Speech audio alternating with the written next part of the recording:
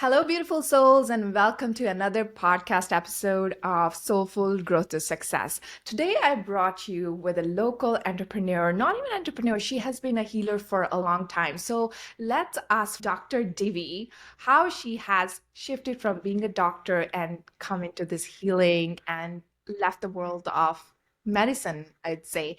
Hi, Dr. Divi, how are you today? I'm great. Thank you. Thanks for having me. So, Dr. Divi, tell our listeners about you. How long have you been doing this, and what are your qualifications? Amazing. So I graduated medical school class of 93. So you can do the math on that one, depending on when you're listening to this podcast. And then I went on and I got quite sick. I have a TEDx talk there on that. And then I ended up starting to teach yoga, running yoga studios. That was back in 2001, 2002. Did that for about 10 years. And then when I was pregnant, back 21 years ago now today, my intuition went right up. So I took 3 different intuition courses to study what was happening to my brain with no intention at all of teaching this or doing any work in it. And then I started my intuition business about 16 years ago. Just that I loved being a doctor in so many levels, but the way our system is set up, it's very prescription based, problem based. And I was able to heal myself, my health issues through not going the prescription route. So I've used my intuition, understanding of energy laws. So tons and tons of trainings from energy work to intuition to healing modalities, like so many different techniques. And so then I've combined them all into the work I do now. Yeah, long story. So, supposedly, I am having some back pain, and I've come Sure. to you. And so, what is the first thing that you would address with me? Sure. Do you actually have back pain or is this just made up? Just so I know. But Okay, yeah, cool. Cool, cool. Health is one area I work on just before I keep going. So I do health, relationships, and money. Those are my three areas. But if somebody came to me with back pain, I would use intuition and I'd find out a bit about them, how old they are they married, do they have kids, blah, blah, blah. But I use intuition to pull in questions and comments for the client, right? So let's just say this was you. Let's just make this up. But I know you don't have back pain. So it's, the question might be something like, I'm not so much how long have you had this, but it might come out of my mouth like, how do you feel about yourself? Or where in your life do you feel like you're blocking your power? There might be a specific question for that client to help them identify what the thought and emotion is. And if the client is stuck, I can do that. I can help them. The other part of the work I do is that the belief in the work I do is that the body is holding on to emotional memory thought to be from childhood or from our ancestral patterns. So using intuition, I can often identify the age and what the feeling is. And then like a puzzle, the client says, oh yeah, when I was 10, my parents divorced, or when I was 15, I remember my parents fighting or whatever, having to leave school. And then we identify the emotion from that story. And then I teach them how to shift and heal that story with love, work from A Course in Miracles, teaching a shift in perception. And when they shift that thought, then the pain leaves, or cancer or diabetes or whatever the illness is.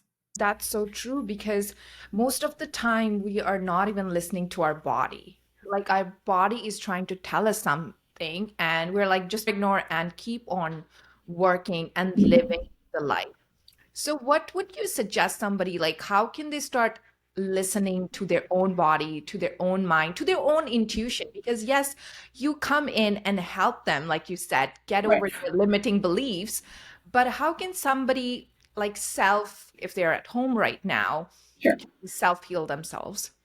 Great question. The first step I would suggest would be start to journal or talk into your phones. A lot of clients find it really hard to journal. They get caught in their head. I don't know how to journal. Just talk into your phone. What are your thoughts? What are your emotions? And the more you start talking and observing your thoughts and really seeing, oh, wow, I'm really stuck in the story of anger or fear or worry. So first you have to dump it onto a piece of paper and then almost imagine that you're reading your own thoughts, but from an observer and go, I am really attached to whatever the story is. And then I call it pulling the thread from that. It's okay, why am I attached to that? And then that's part one. And then part two is increase your relationship with love or spirit or the universe or God, whatever word you want to use. But you need to have both hands. And so you can see the difference between your fear, your anger, your worry, and your love and spirit and the universe. And then the third step is to really anchor into the divine, the consciousness of the truth. And then work with the thoughts that aren't serving you of fear or anger. And then forgive, shift, learn different techniques to recalibrate those thoughts that aren't working. Yeah. Yeah, that's so true, Divi, because I started with that. Like I started Amazing. journaling.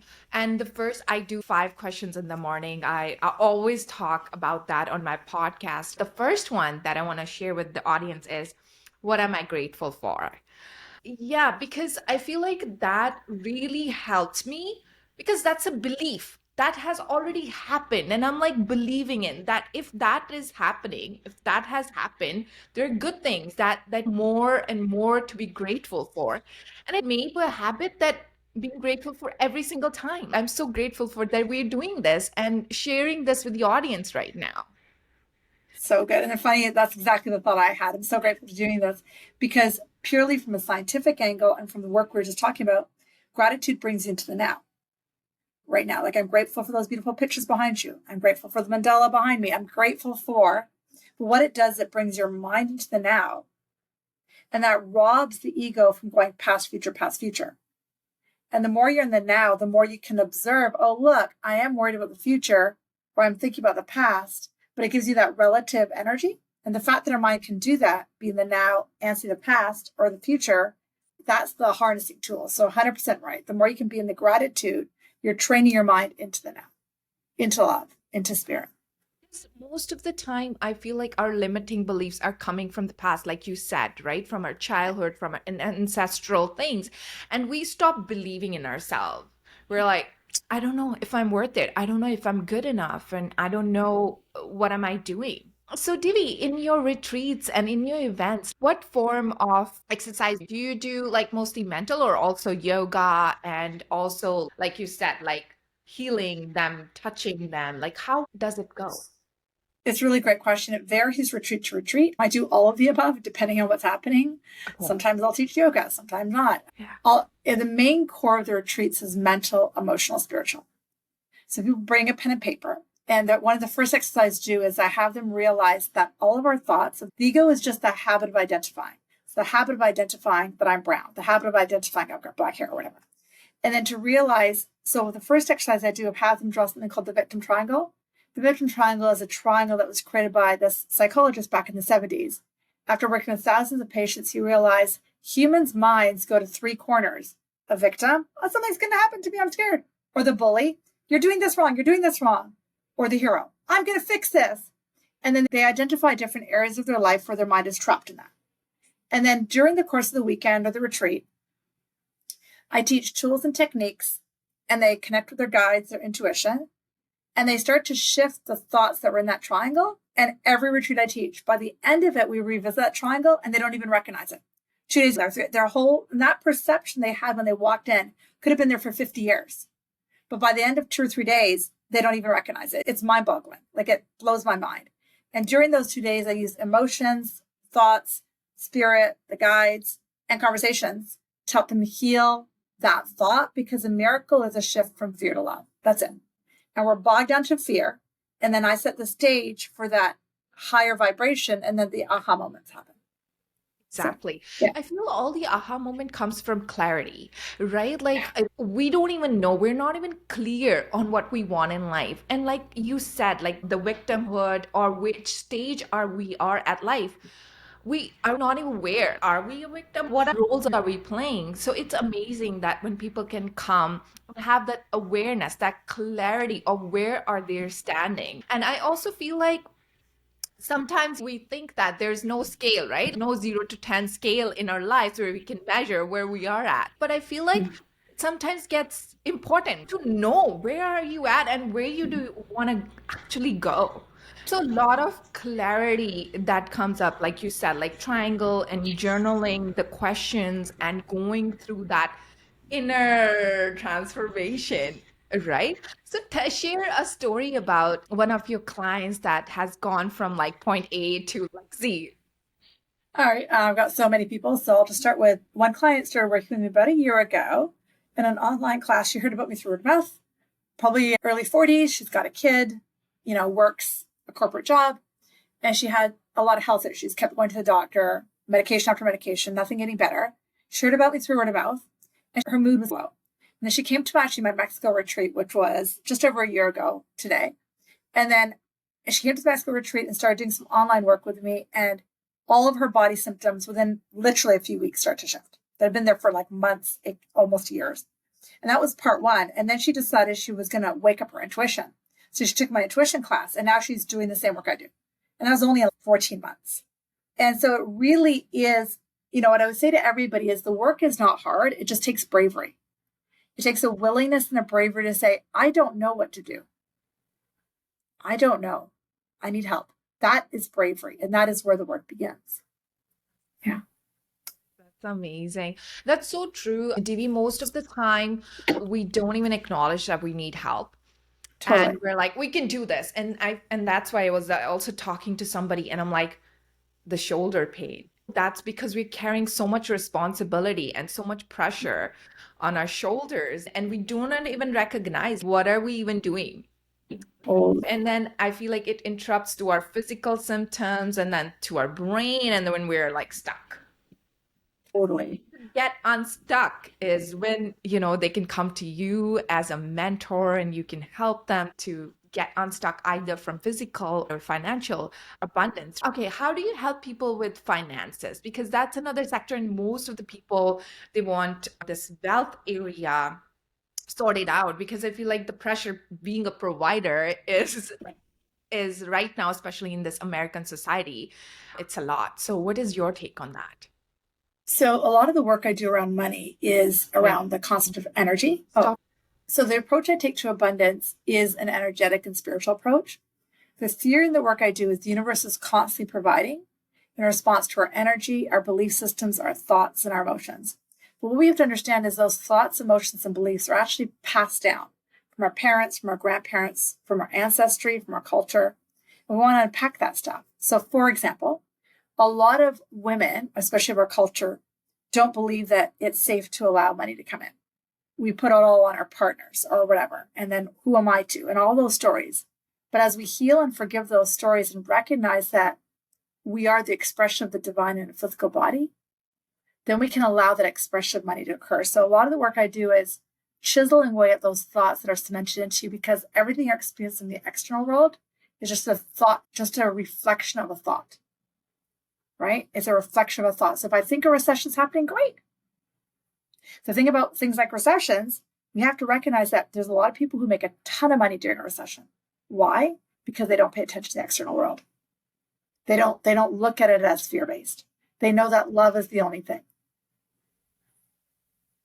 And I follow a lot of programs. So I watch like Tony Robbins, Dean Groves. Yeah. So many of these people make so much money when I people know. are in recession, or like when we had COVID, because then people come online and they do not have, like we're talking about, that belief system that this is going to affect them, because then it does not. It's all in your hacked in your belief system. What are you believing in? So if you're believing 100%. in lack and scarcity, and that's what you're Totally. doing. Right? So Yeah. first getting 100%. clear on that, like I always talk about, like the first step is always clarity. And you cannot have clarity on your own, because we don't know. We don't know. And we are running on that old system, the old system. And I like that analogy somebody used with me the other day. They're like, okay, there is a computer, and then there is this hard drive. So if your hard drive is not working, what would you do? You delete it, right? You delete the stuff and it's not running, and then there is more space.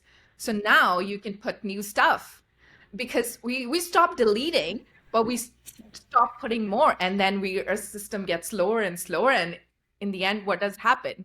The computer doesn't work. Good. So good. Yeah, 100%. So good. Yeah. So what's your belief on, like, how do you help people? Like you said, journaling and working on their beliefs. So what's the next step after the belief has been deleted and rewired? Yeah. You have to always pay attention to what's occurring on the outside.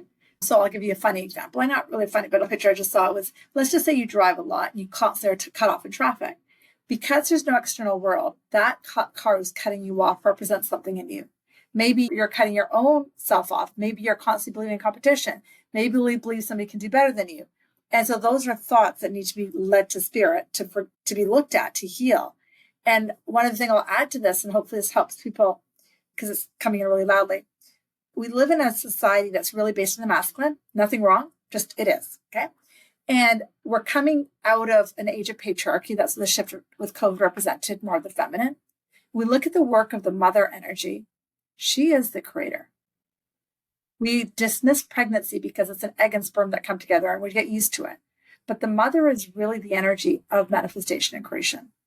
The sitting, the being still, the allowing, the nurturing. And until we bring that mother energy back into our lives and our mind, it's an uphill battle. It's an uphill battle. But it's really trusting the invisible, trusting the feminine, trusting that. Yeah. I totally agree with you there, Divi, because in the mother, like you said, creator, and we also have to surrender in the end, right? And even before, like before conceiving, can we just conceive on our own? It cannot, unless the creator is involved, 100%. right? 100%. So we forget that we have to surrender, and we always want to take control of what's happening around us. And I feel like that's where, like you said, mother, we have to surrender and then we conceive, right? And then we nurture that. We can talk about goals, we can talk about whatever we want, abundance. We have to nurture that. We have to work on that. And yes, action. You have to take inspired action. So, what kind of actions you want people to take during this transformation? Whatever they get inspired to, sometimes their action might be being nicer to the partner. Sometimes their action might be healing a mother wound. Sometimes their action might be actually just sitting still and meditating, getting quiet. It really varies person to person, depending on what their life is. Maybe their action is taking a class. Like it really is an individual part of that journey. Yeah. And I always say, like in anything, like even most pregnancies are not even the same. That's Every true. human body is so different, and every woman is so different that we like the things very differently. We are all unique beings. So I always find that, like when we go to the doctor, they give us the same prescription, right? If you are cold, they're take Advil or Tylenol. But I feel like when it comes to spiritual practice or when it comes to choices, that's not always the ABC answer to it, No, not right? at all. It's a Yeah. personal journey. Yeah. Yeah, that's why I like your approach when you said, even in beginning, when we started this episode, and I'm like, Divi, so what's your retreat's gonna look like? You're like, it's channeled. I do not know. Because so I totally get it. So you approach clients as you go. There's no ABC method that you're going to follow. So I want to tell my listeners that you will get a very unique approach on whatever you want or need at the time is getting intuitively channeled just specifically to you. 100%. 100%. And there's some themes I've noticed in this year and last year and the year before that is a shift, like a really unpacking a lot of our stories around the feminine and masculine is a lot of the stuff that keeps coming through. I don't know if that's going to happen at Whistler, my next retreats, I don't know, but that's been like a theme. The mother father wound, the female being put down wound, a lot of that stuff has been really hot lately. So I don't know what's going to happen. And also, whenever we talk about this masculine and feminine energy, we tend to see it as a sexual, gender related thing. So I want to tell your listeners this has nothing to do with the gender. Yeah, You yeah, can be a exactly. man can have that feminine energy. And sometimes, like, I feel like the females have more masculine because I have this friend who's been divorced and she had to take care of her three children. So she's, you know what? I always had to take a masculine role because I had to be Right. the provider. I had to take Yeah. care of my kids. I had to take care of that role because that person was not there. But she's, you know what? Sometimes I just want to be me. I just want to be like somebody take care of me and somebody provide for me. Totally. So that's the balance that we are seeking. It's nothing to do with gender and, oh, yeah, I'm more feminine and I'm more like that. So I Yeah, love, I agree. I actually think it's actually much more common than we realize. I think yeah. so many women, including myself, were essentially raised with so much masculine energy that we don't even know that feminine. Same with men. Like they're not allowed to step into their feminine. They're not allowed to sit in their own desires, what they want. And both of those things collide. Yeah, I agree 100%. So what would you suggest them, like how to balance these energies? So I typically, the clients who tend to find me are pretty good with their masculine. because they're a reflection of me. Like we're really good with them. We know the masculine. We know the do and the push and the work hard. The feminine is more the one that we all need to get in touch with. And she always tells us to sit still, get quiet, trust, lead more with slow and flow. She tries to tell us to take the foot off the gas. She tells us to find the balance between sitting, listening, and acting. So it's really the master art of slowing down and allowing. That's what I would say. Because that's the vast majority of women out there, is that we're still in that hustle masculine culture. And Azia's book came to my mind is Ready, Set, Slow. Love that. Yeah. So you've got to pause and slow in your life. And what he teaches is the qigong of is talking to you, right? Taking away that stagnant energy and Right. making space with your body and mind and spirit. And I'm like, that's a wonderful practice to have and create that energy flow in your body and in your mind. So I always go with the logo, don't remind me, just do it, just do it. But I feel like you said, the feminine is to slow down, is to pause, and is to look inside, you know. Totally. And a lot of people also fear is to look and sit with themselves. So what would you give them a suggestion? Like, how can they start just being with themselves? Great question. And I'm going to go back and say one thing, and I'll come back to that question. With AI, which is so hot right now, as AI enters our lives more and more, it's going to force us to slow down because AI is going to do everything that we do. Okay, go back. So what I normally tell people to do is most people have a morning routine where they drink a coffee or a cup of tea, or most humans do. They have a morning routine, right? So I typically say, grab that coffee, grab that tea, and just sit, ponder, breathe. Don't do the routine of turning on the TV, running in the car. Just sit. And the other technique I love to teach people is if I know that I'm sitting here, if I have the awareness that I'm sitting here in a pink shirt and black pants, then then the mind or the Divi's mind is not in this body. So if you can have a cup of coffee and kind of know that you have a cup of coffee, that tells you that you're not you. And then you can start to observe your thinking, get the journal out, get the pen out. But it really is that. And the other thing I keep hearing to say to people is there's really nothing scary there but stuff you've shoved under the carpet. Really nothing scary. Because you have to recognize there's only two ways to live life. One is that you start doing the work, and this work is all over the internet. It's all over the world. People talk about it all the time versus when I started 23 years ago, no one talked about it. So the work is, you either do the work and you get incrementally better, incremental shifts, more aha moments, more ease. And so things get better. And along the way, there's some hard days. You cry, you get angry, you get sad, you got to hear your thoughts. But generally it's uphill. No question it's uphill. Or you don't do the work and that's just downhill. That's your choice. Really, there's not very many choices. And we don't even need to know what the downhill is. Just look at society. Look at anyone over the age of 40 or 50, how miserable they are. It's not rocket science. So that's what I would say to people. And I do it from a place of love, but also, come on, wake up. People are miserable. Do you want to be that person? So that's what I would say. 100% true. Before started my journey, the spiritual journey I've been on now for the past 3 years, like you said, it's miserable. Like miserable in the sense of not even knowing that I'm miserable. Like just living the life, just working 9 to 5 and going and doing all the things that we are supposed to do. But I feel like the one thing that was missing was the joy in my life, was the love, that love that connects me there. And as I moved, like you said, started journaling and started sitting with myself and being with myself is when I learned that there is joy. Like life is not about just living, just doing the random things that you're supposed to do with that mundane life you're living.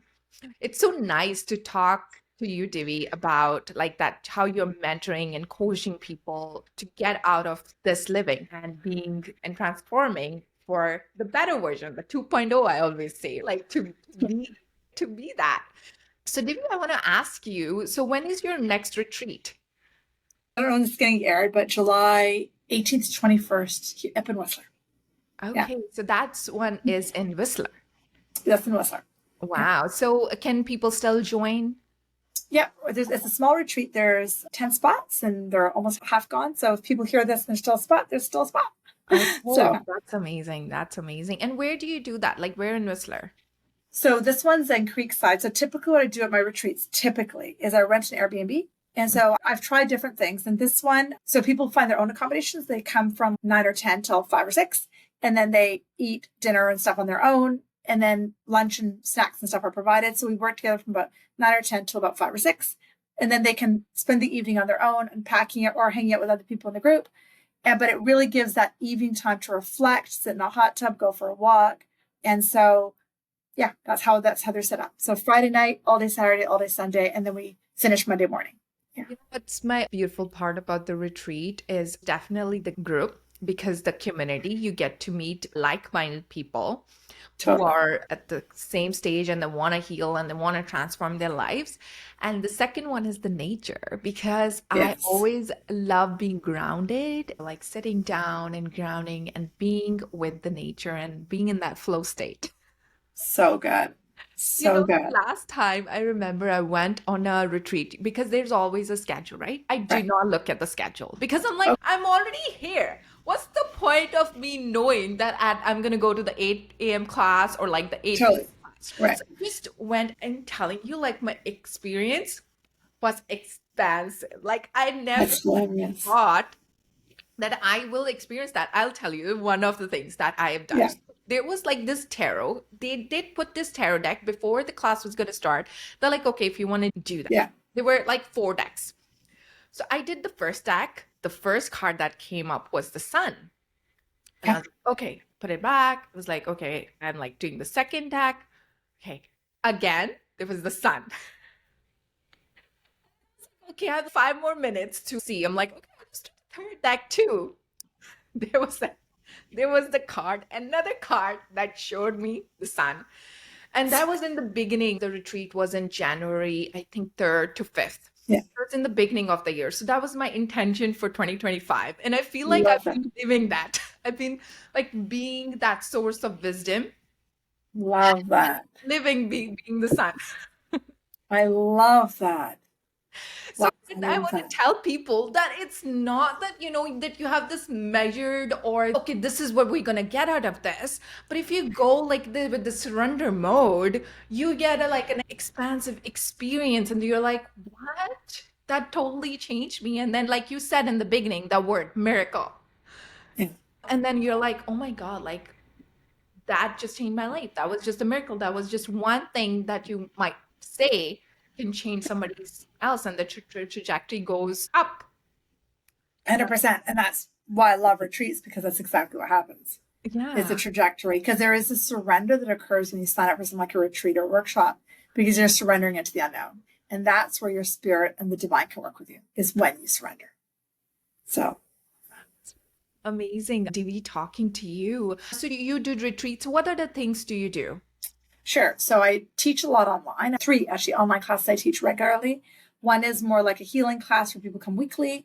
Then I teach it. That's one. Then I teach another class that's more based around wake up people's intuition and potentially becoming an intuitive coach. Second one.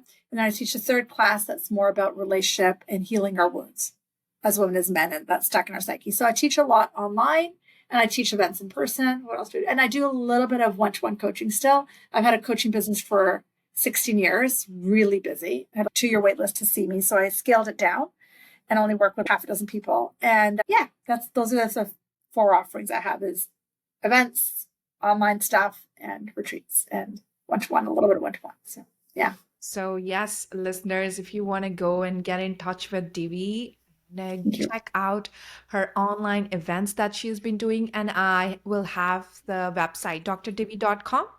Yeah, Is that that's it. right? Yes, Yeah. I will put that in the description below. So all your events is on your website, Devi? Yeah. Everything's on the website. Yeah.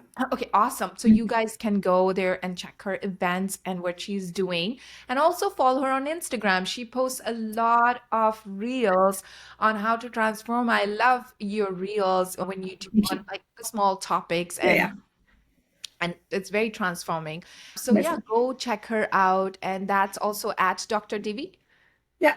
Yes, that is DRDIVI. Yeah. Yeah. There you Yeah. go. I love That's it. amazing, Divi. It's so nice to connect with you, and I cannot wait to connect with you more. Maybe I'll come to your retreat and we'll I see love it. and connect. I love Okay. it. I can't wait to meet you. And it's really fun because I have you, and then I had an interview with somebody from Global TV who's also Indian. And you Wow. guys are pronouncing my name right. It's so nice. I joke. I say that it's a joke. So I thank you. I know Thank a you. lot of people even ask me, like, how do you pronounce your Yeah. name? It's so I'm like, try funny. it. It's not hard. I love it. I love it. So thank you. Thank you for having me too. Thank you, Dr. TV, for coming in. And I love your presence. I love your energy and the work you've been Amazing. doing Thank is you. just so wonderful and so great. So we will Amazing. connect later. Thank you, Divi. And thank you, the audience, for staying in. And please connect with Divi. Thank you for having me so much. So appreciate it. Awesome. Thank you.